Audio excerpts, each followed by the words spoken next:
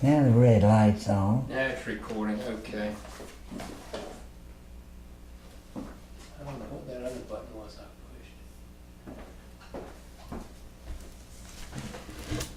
pushed. Okay, we should be recording now.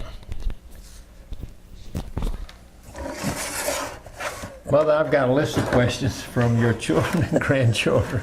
I can't answer a third of them. And some of them appeal particularly to young people. But how did you and Daddy A first meet one another? I met him at a party at my house, at Dilmar's house.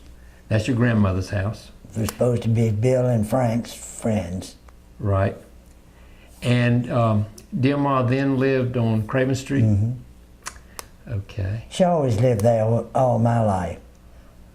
Right, okay. All right. All my life. What is it known as, the Taylor Donnell house, or the Judge Donnell house? Judge Donald House, Donald. yeah. How long had he been back from his medical training at that time? Who? Daddy A? At that time, he had just come. He had just come Okay. to town. Right. Bay put him in there. Bay used to date him, so Oh, okay. Mother had thought Frank and Bill ought to have just a drinking party. Right. Because they'd been asked so many places and so forth. So she got Bay to help her with who to invite, and that's what happened. Right. These are your brothers. What were they doing at the time? In school. They were in school. College? I don't know what Frank was doing. Maybe he was in school. He went some and didn't go some. Right. So I don't remember about that. But I don't think he was at home working.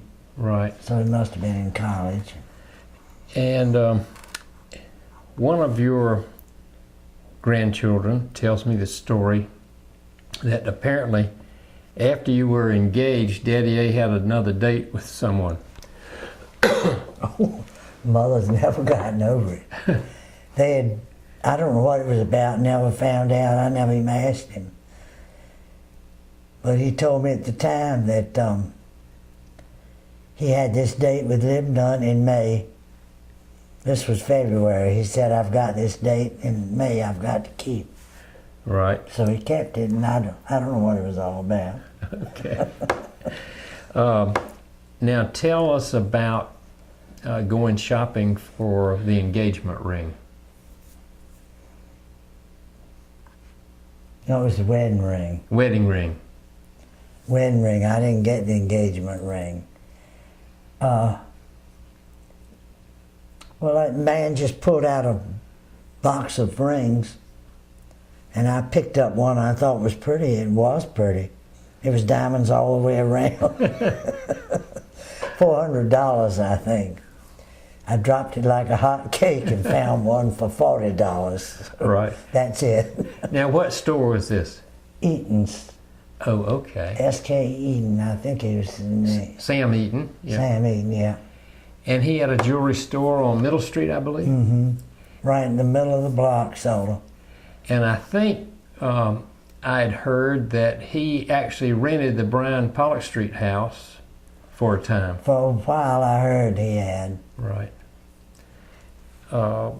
And your heirs can find a photograph of him standing in the jewelry store in their copy of the Brian book. Oh, really? Mm-hmm. I didn't realize. Standing in front of those beautiful mahogany jewelry cases. Yeah. Now, you said you did not get an engagement ring? Yeah, I got one, but I didn't have anything to do with it. Oh, I see. Okay. Now, about your wedding and the plans leading up to your wedding. What year was this? 1933. So we're just coming off the Depression, is that right? Coming off, we're still in it. Right. Okay. We're still in it very much. Right. I had no money to buy anything or anything, so. Right. And your wedding, I believe, was in October? Yeah, 28th of October. Okay. Frank's birthday. Right. Tell us about the wedding dresses and the bridesmaids' dresses and that sort of thing. It was everybody had so little money that I told them just a long white dress. Mm-hmm. They could do as they pleased, what material they had. Well, two of them lived in the same town, so they had theirs made alike. Amy had one out of velvet, and she later dyed it and used it for an evening dress. Mm-hmm. And I hope the others all found some use. Now, the two bridesmaids that were in the same town, where did they live and who? Roanoke, Virginia. Right. And you had known them where, at St. Catherine's? Mm-hmm. Okay. And they had dresses alike, so they walked down the aisle together. But I don't remember about the others. Now, I remember reading the write-up of your 8 p.m. wedding, and it sounded beautiful. Tell me a little bit about it. Was it Christ Church in the evening? That's all I know. Somebody that was there could tell you better than I could what went on. Well, what I read was that there was no electrical illumination. The entire church was illuminated by candlelight. I don't remember that at all. And then you had a reception. Where was your reception? Up at Dear Ma's house. Right. On Craven Street, right. And you and Daddy A first lived in a rental house. On Broad Street, the same block with His parents. Uh-huh. Right. Just there 2 months, that's all. Right. And then you Moved to Pollock Street. Right. Tell us about that Pollock Street house when you Oh, God. when you first saw it. It was horrible. But you had some possibilities. You could see possibilities Right. to do something. But it hadn't been lived in. It had been rented out. The last people to live there had been girls working at the sewing room. Mm-hmm. Horrible. I don't know how in the world they lived there. What did they have on the first floor for electric lights? Nothing.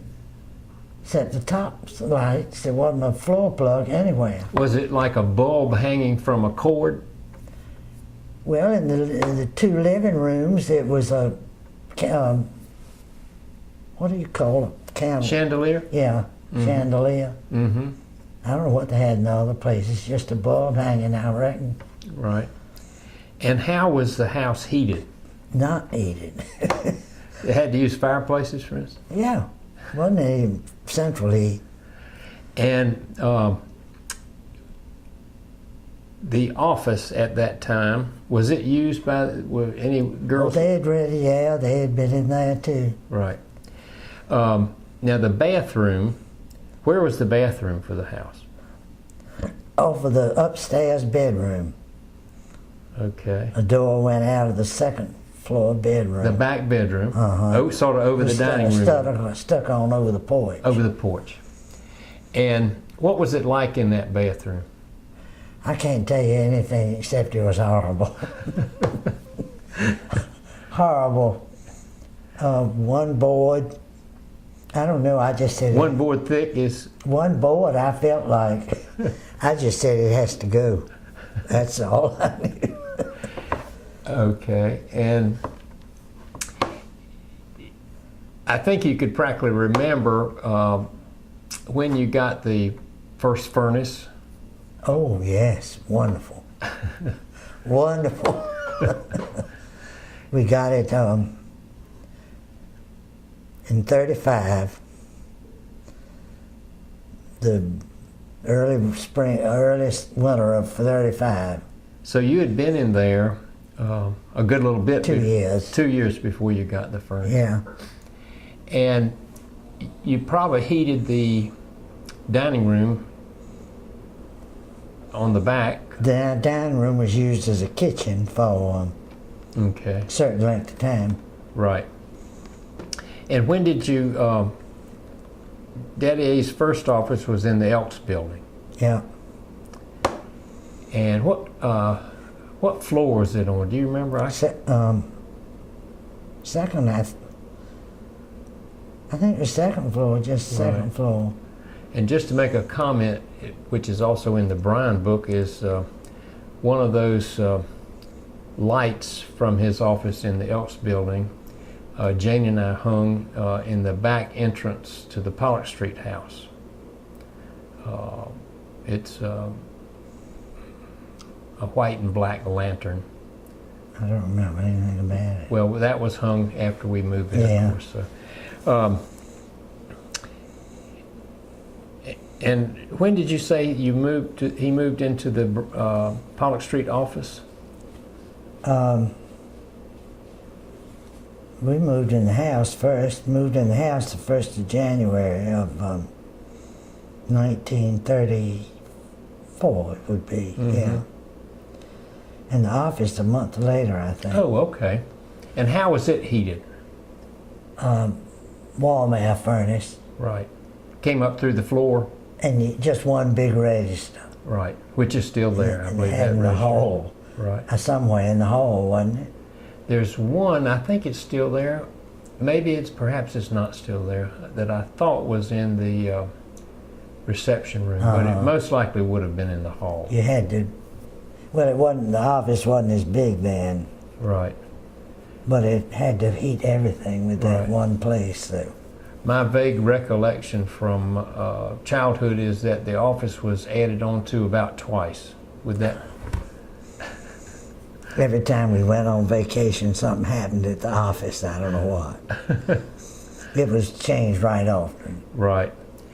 And Daddy A practiced medicine and surgery and obstetrics in the early years. Everything. He said he would do any operation but a mastoid and brain. Right. And I remember his X-ray machine in the X-ray room. Yeah. And the little developing room in the lab. Yeah. Yeah. And that X-ray table is now in my workshop with That old table in there. with a Oh, piece of marble as the tabletop, which, if my recollection is correct, Kirby Smith, Caroline's husband, gave me a piece of marble that had come from a pathology table, an autopsy table, I believe. There was a story that one of your grandchildren told me about of Daddy A eating a piece of toast with a fork because of the formaldehyde smell or something. Do you know that he story? started that. He told me he couldn't eat bread he just couldn't bring his food up to his smell. Right. So he did do that for a while. Because of the formaldehyde? Yeah. I'm kind of jumping around now, but there was a time I did something horrible to you folks, and after one of our major hurricanes in the mid-50s, I brought home some college friends to survey the damage. Never forget it. There wasn't even a hand towel to dry your hands on. I was ashamed of it. I really was ashamed to have anybody in the house. Well, you didn't even have electricity, did you? No, we didn't have anything. No water, no nothing. That was the first, the only one I'd been in town for. I believe I brought home Glenn Pickard and Jerry Hartzog and one other fella. I don't know, you said they want to see a hurricane. I said the hurricane's all gone. I couldn't feed you all. I didn't have any dishes. I don't know what you did. And on Old Highway 70, we passed through water on the road deep enough that it came in the blower on the heater. Good God. And there was a seashore bus sunk off to the side of the road with water up to its They said window. you couldn't get through, so I was Right. horrified. So the bus, I guess, tried to drive through the water and float it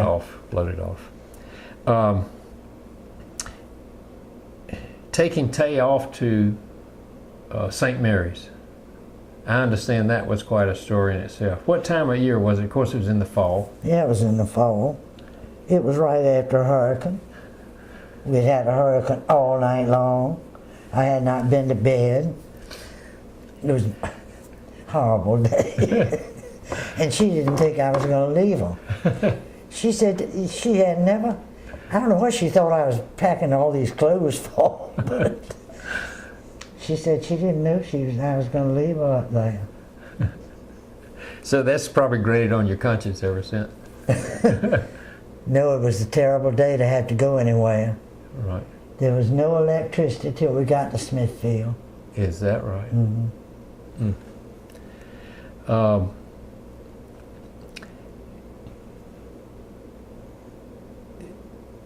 Your family has greatly enjoyed our annual week at the beach that you have given all of us.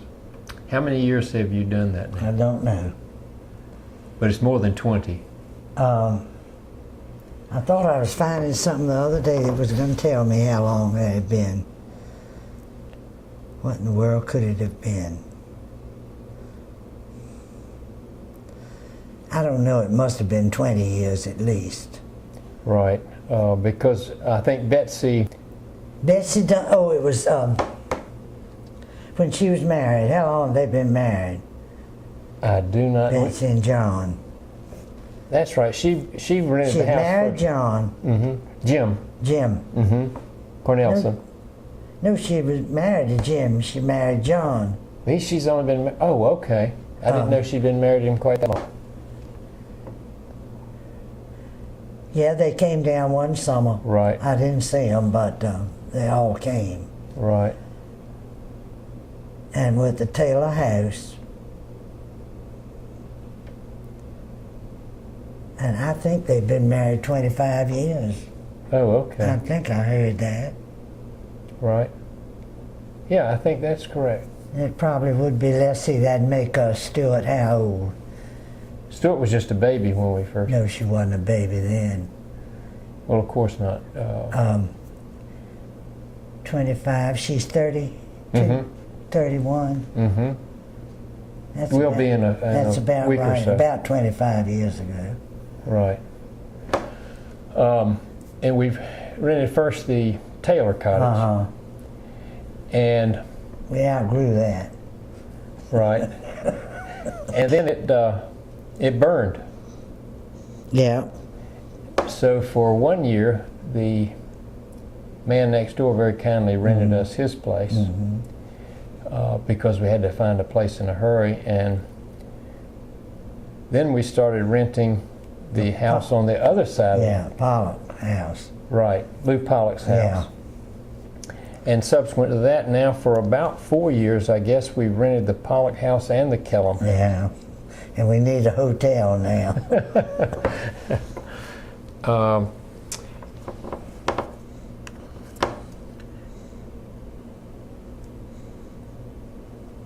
Tell us a little bit about your grandmother,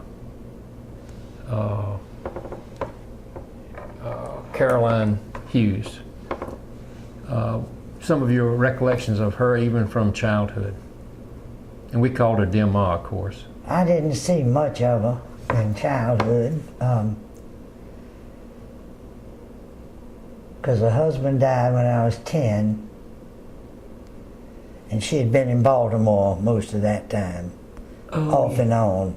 He was being treated in Baltimore. At Johns Hopkins, correct? I don't know whether he was at Hopkins or not, but went up to some friend there. They had an apartment in Baltimore. And then I was trying to think after that. Then Mother moved us to the country. Maybe she was in town then, but she was in Pennsylvania with Aunt Mary when I was married. Right. She wasn't here for the wedding. We stopped by to see her. I remember that.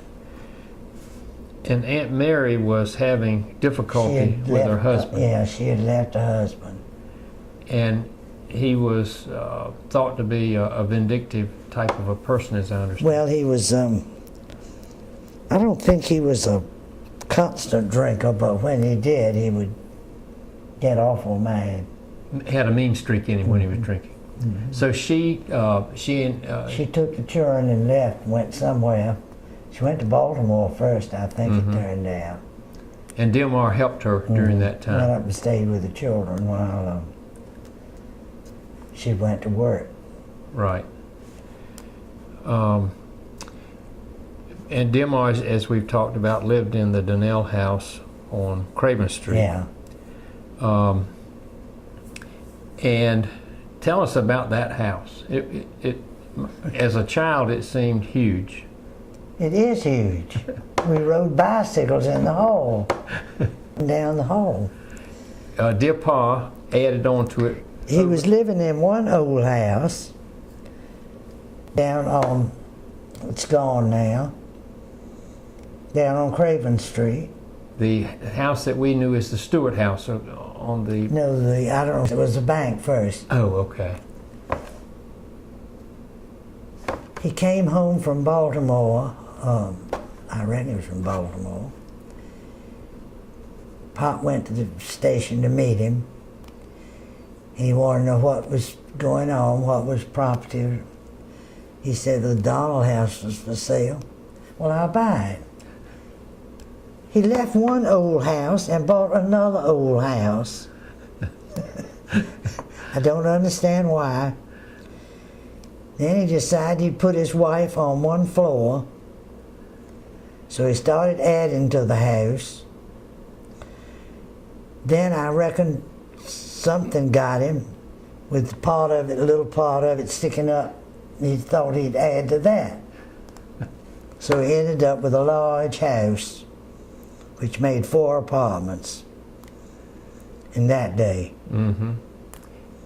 Describe one of these apartments. I recall your mommy and pop living there, and it was a huge apartment, large. Oh, we had 2 living rooms.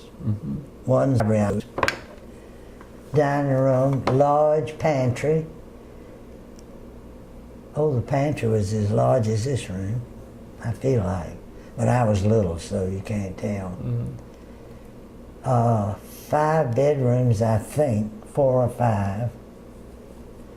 Long hall going to it. We were in the 2nd floor right above Dilmar's house. So we had a lot of that. I'd forgotten this. Did that 2nd floor over Dilmar's house, did it have any of the original pretty woodwork in it? Oh yeah, the old part did. And Dilmar had how many children? 7. One died as a baby. The one that died was named Ann, I think. And she's in Cedar Grove Cemetery. And the oldest child was Uncle Winder. Uncle Ike. Uncle Ike, yes. And Frank and Margaret's dad. My recollection is he died at 24 of a ruptured appendix, age 24. He was older than that, I think. Was he? Child, I don't know. Right. But relatively young. because Margaret was old enough to remember it. Oh, okay. I don't know how much she remembers now, but her mother had a appendix not too long after, and it came up here and it scared her to death. I'm sure. Yeah. She was a little thing, and I remember when it was going on, I found her behind the door crying in Dilmar's house. So she remembered enough. Right. So I think he was well over 24. Okay. Now, he farmed in the Belhaven area. Is that what? Yeah. Lived in Hyde County first, crossed the Prungo River from Belhaven. Then he lived in, what did they call that? He bought farms, and Mr. Stewart had farms down there. Now, then the other, we'll talk about the brothers first. The other brothers were Winder and Jamie. And they went to Wilmington. And what sort of business did they have over there? Had a filling station. I think Dear Pa owned that filling station. Or that spot they used or something. That's what got them over there, I believe. Right. And I don't know that for certain, though. And even in this year, 2005, that building is still standing, and at least 6 months ago had Hughes Brothers still written on it. Oh, really? Mm-hmm. Not a filling station anymore? No, it's not. How about the one on Market Street?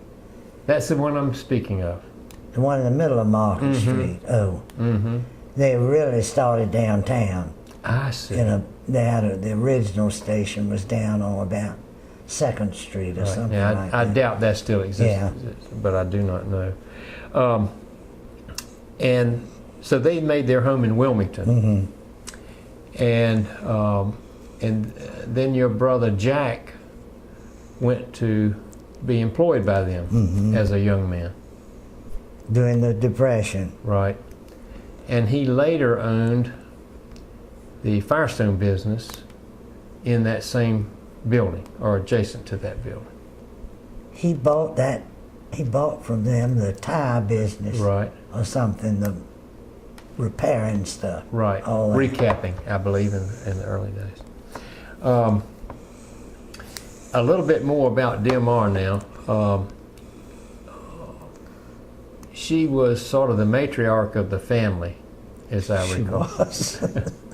At one point, how many of her children were actually living in the house and the apartments? How many of her children were there? The most there were at one point. Well, let me mention this. Let's see, I recall Aunt Carol and Uncle Johnny living and Aunt Mary. in one part of the house and Aunt Mary in the other. No, they lived together. They just lived. I mean, they were on different sides of the hall.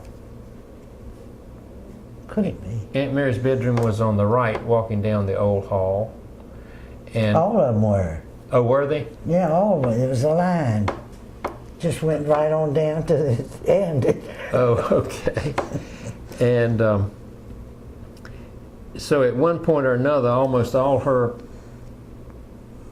All of them newborn went. children Yeah. lived in there. She was quite involved with Christ Church. Right. I can't tell you anything she did though there. Well, I think I can recall her pew. She always sat in the same pew. In the first one, inside on this side. Mm-hmm. Down near the front. Uncle David and Aunt Libby took that pew over. Is that right? And it was about 5 or 6 seats back. That's all I remember. Do you recall in the pew, I remember vaguely, a little round ceramic ear thing so people who were hard of hearing could hold it up to their ear? I heard they had put things in there for 2 or 3 pews back from the front. Right. And I think in the old days, people carried their own Prayer book. And they carried their own kneeler.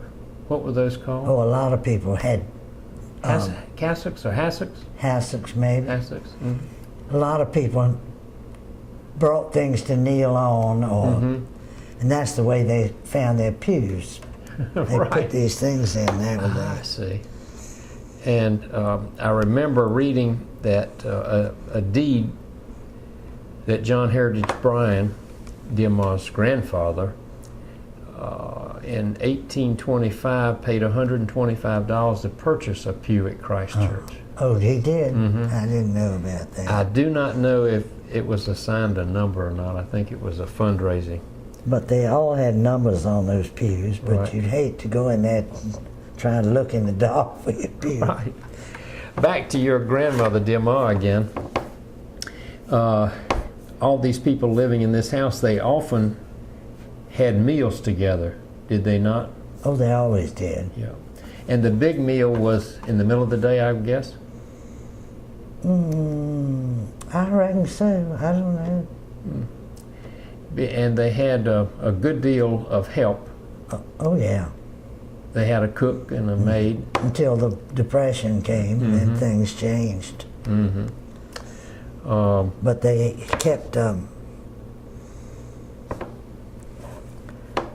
Elijah as long as dear Ma was living, I think. Right. They kept there. Somebody was always there, usually. Right.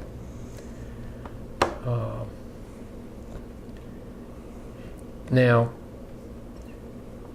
a little bit about your mother. She, of course, grew up in New Bern. One of these 7 children. And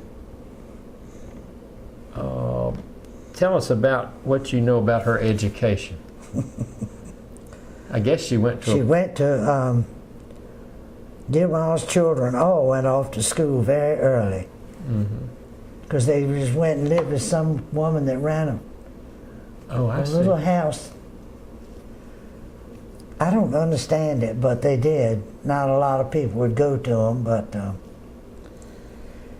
she went. I never did find out what age. She went to Chocowinity to a school. And was she bored there? She would board there? Oh, yeah. Well, it took her all day to get there. Right. They stopped and had lunch in Vansboro on their way to Chocowinity. And I think at least her early transportation to Chocowinity was by... Horse and buggy. Yeah, with Moses. Not Moses. Wait a minute. What was his name? It wasn't Moses. Wasn't Hard Times, no. It's gone.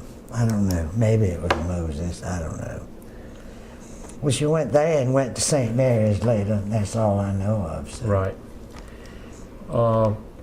What were her main interests or hobbies? Of course, in those days, you were so busy running the house. 4 children. If she had one, I don't know what it was. Right.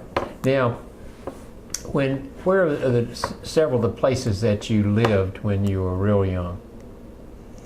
I lived in the apartment, at Hughes' apartment. I was born in that house that's gone down on Craven Street. That beautiful bank. And lived in the country. Right. And you're talking about the Green Springs area, or just beyond there? Beyond that. Right. 5 miles from New Bern, anyway. Right. Yeah. Now, the house on Craven Street was a well-known bank in New Bern. Had been, yeah. And the BB&T Bank that has now been built on South Front Street is copied after it. Supposed to be. Yeah. Doesn't look much like it. Is that right?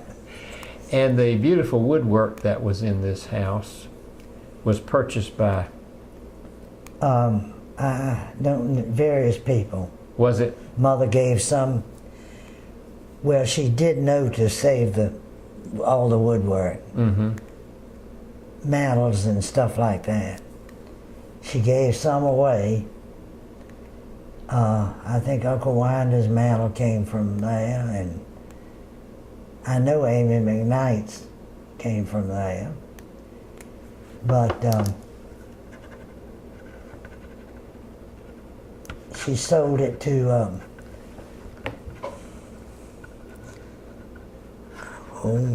you got me. The Haynes family, I think. Haynes' girl. Let me see, I've lost names. The names go away from me. What was her name? Married Tom.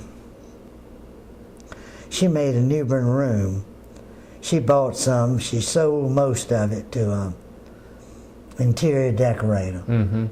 I think it went in a house in Alabama, or? I don't know. It went various places. But that one girl in Winston-Salem made a New Bern room. She called it. Right. And I never saw it, but I, of course, remember and enjoyed my grandmother very much, and she was very positive and sure of herself, but I only heard her make the comment of a mistake she made, and she said allowing that house to be taken down. Yeah. Well, she didn't know. Mm-hmm. Mm-hmm. She's like me. I didn't know. I was at St. Mary's, I think, when I first knew that woodwork and the stuff was in there. Because I'd seen it so long. And New Bern was full of it. And one of my friends came in one summer from St. Catherine, and she was talking about, went in Dear Ma's house for something, and she was talking about the woodwork in it. And I just thought every house had it. I didn't know there was anything to it. So. Right. Well, let me see what time it is now. Oh, you got to get to lunch. It's 12 o'clock. And we got a few more minutes. I would describe Mommy as a wild woman for her day. Oh, friends thought she was crazy going to the country. What was this house like that you went to in the country? It was on the river, right? Uh-huh. It was very nice. She thought she was building it for summer use. She never went back to town. It was just one board, and then she made two boards, board on each side.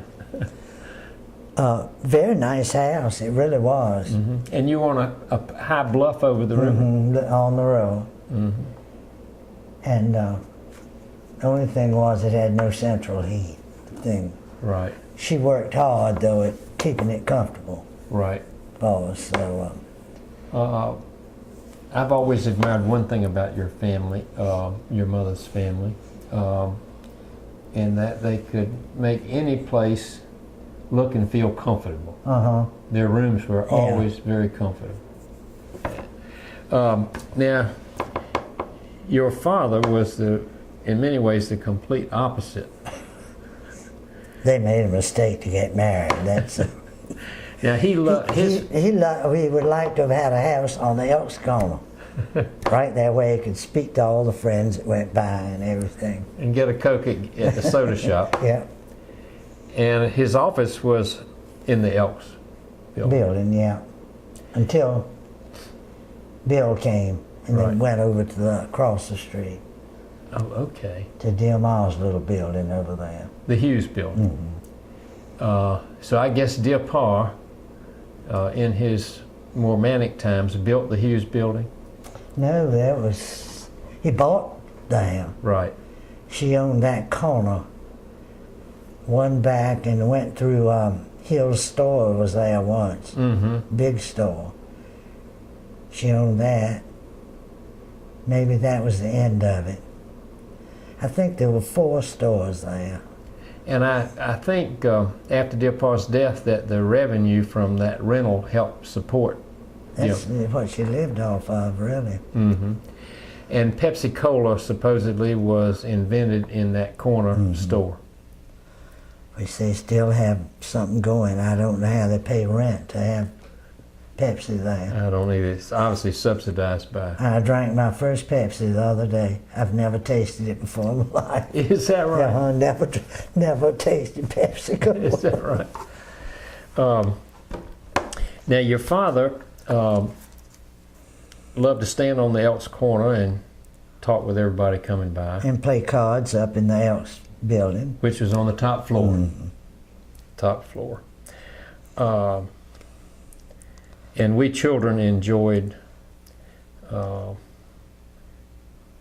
biking down to the Elks building and go up to his office, and he'd give us a stick of chewing gum and take us down to the soda shop and get us a Coke in a cup this tall. Yeah. Which was a wonderful treat. Your father went to the University of North Carolina. Yeah. Do you happen to know what year he graduated? I've forgotten. And I should have saved one of his annuals, but I didn't. And he, I think, was a member of the Deke House, Mm-hmm. as were your uncles. One of them went there. Uncle Winder was, I think. Mm-hmm. And then, of course, he went to law school at the university. Yeah. Mm-hmm.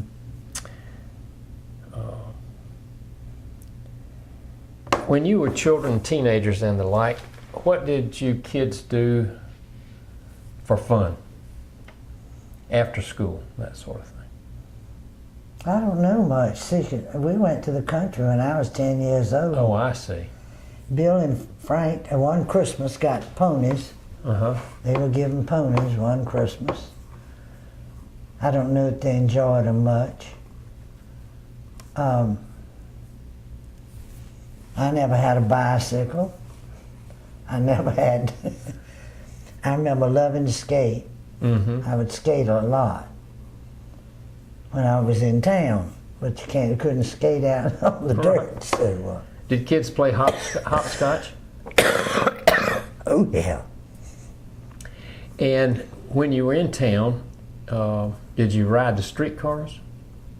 No, I didn't have to. I could walk to school. It was bothering me.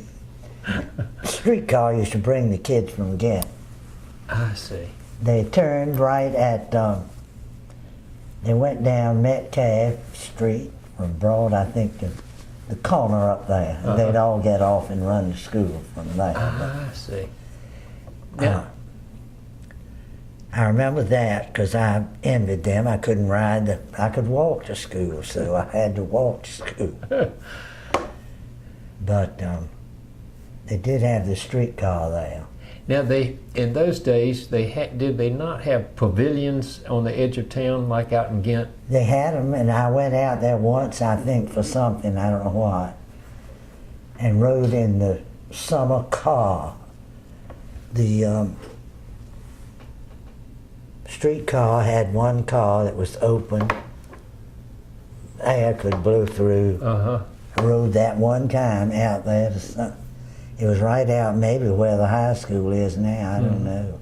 What did they do in the pavilions? Did they have, of course they were only used in the warm months, but they have dances, a weekend I think dance? so. I think so. And maybe bands playing? And Probably. Excuse me. Your father, William Dunn, was named for his uncle, William Dunn. And that William Dunn, I think, planted all the oak trees along Oaks Road. Oh yeah, all of them. And he had a farm. He really started Riverside. Right. I don't know when the first house was built or anything. Right. And I But remember. It was his. He named Guyon Street and Dunn Street. Right. And I remember as a child, O.N.G. Dunn's, I don't remember him, I remember his widow living on National Avenue. Yeah. And that was Uncle Billy's house first. Oh, was it? Yeah, he built that house. I see. I think that's why Uncle Owen bought it, probably. Right, right. And he at the far end of National Avenue, he had a farm, did he not? Yeah. A big one, I would guess. I imagine so. I don't know. Right. I have a set of Luther Burbank books that my grandfather, your dad, gave me, and it's signed by William Dunn, but I think that was his uncle. I expect so. Papa wasn't interested in Luther Burbank Right. at all. Right. So you went to school at what we call Central School. Did you call it Central School when you were young? Just go to school was Yeah. all I know. Right. Did you? All of the school was in that one block. Right. Exactly. And did you like walk home for lunch in those days? Oh yeah, yeah. He didn't eat lunch at school. Right. Walk home for lunch and walk back to school. We got enough exercise then. Right. Well, I'm going to terminate our chat right now, and try to see if it's recorded properly, and then I'll be back and we'll We continue. start saying, I haven't helped you any, you know. Yes, you have. But